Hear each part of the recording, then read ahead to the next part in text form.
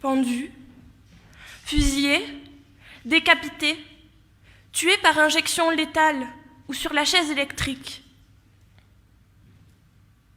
C'est une vision qu'aucune personne sensible ne peut supporter, qu'aucune personne sensée ne peut accepter. Nous ne pouvons pas l'accepter, vous ne pouvez pas l'accepter. La peine de mort est inacceptable.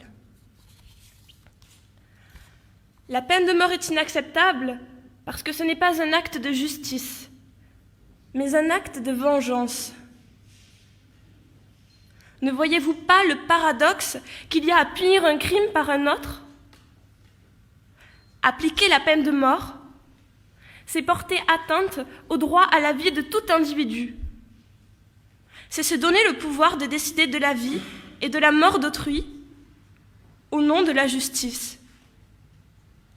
L'institution judiciaire doit avoir pour mission de pacifier les relations sociales. Mais quel juge peut être crédible quand il prétend pacifier les relations entre les hommes en prononçant une sentence de mort? Qui peut croire que l'application d'une peine barbare garantisse des relations sociales apaisées? La peine de mort est inacceptable parce que c'est un acte de cruauté. Elle est indigne des hommes qui l'appliquent, car ils infligent aux condamnés une double torture. Tout d'abord, il y a souvent, en tout cas dans les pays démocratiques, l'attente interminable du condamné dans les couloirs de la mort. Le criminel est alors confronté à une torture morale insupportable, inhumaine. Il vit chaque instant dans l'angoisse de la mort prochaine, une mort programmée. Mais pour quand? Demain? Dans un mois? Dans un an? Une incertitude propre à conduire à la folie. Ensuite, il y a l'horreur de l'acte même de l'exécution, si pénible à évoquer. Vous avez peut-être déjà vu le film La Dernière Marche. Œuvre de fiction, certes, mais on sort de la projection totalement bouleversée par la très longue description de l'exécution. Des images certainement très proches de la réalité, qui sont insupportables. Elles donnent un visage à la peine de mort. Certains vous diront que tout va très vite, que le condamné ne souffre pas. Victor Hugo avait déjà soulevé la question à propos de la guillotine. Et puis, on ne souffre pas? En sont-ils si sûrs? Qui le leur a dit? Se sont-ils jamais mis, seulement en pensée, à la place de celui qui est là, au moment où le lourd tranchant qui tombe mord la chair, rompt les nerfs, brise les vertèbres? Aujourd'hui, si les modes d'exécution ont changé, la terrible interrogation subsiste. La peine de mort est inacceptable car elle est irréversible. Personne n'est à l'abri d'une erreur judiciaire. L'actualité le montre tous les jours et partout. En septembre dernier, l'ADN a permis en Louisiane d'innocenter un condamné qui avait passé 15 ans dans les couloirs de la mort. Selon le décompte d'Innocence Project, il s'agirait de la 18e exonération, permettant à un condamné à mort d'échapper à l'exécution capitale.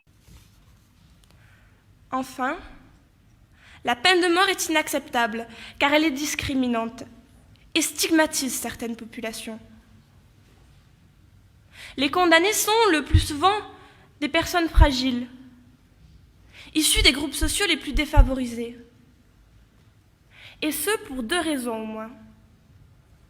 D'abord, on sait que la délinquance, petite ou grande, et la criminalité touchent davantage les laissés pour compte, ceux qui cumulent les difficultés, qui n'ont pas fait d'études, qui n'ont pas trouvé de travail.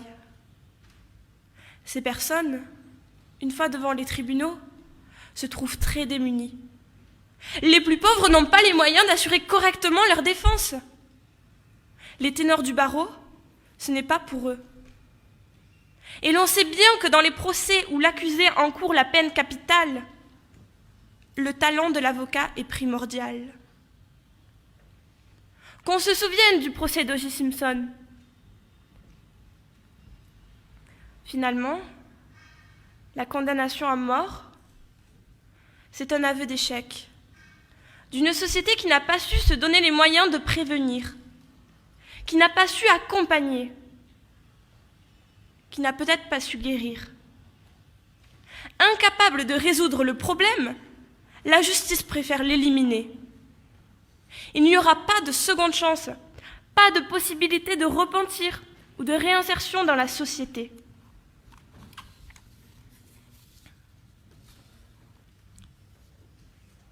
Pour toutes ces raisons, on ne peut accepter que des tribunaux continuent à appliquer la peine de mort. On ne peut l'accepter. Vous ne pouvez l'accepter, car la peine de mort est indigne. Elle prive de sa dignité d'homme l'être humain que l'on exécute.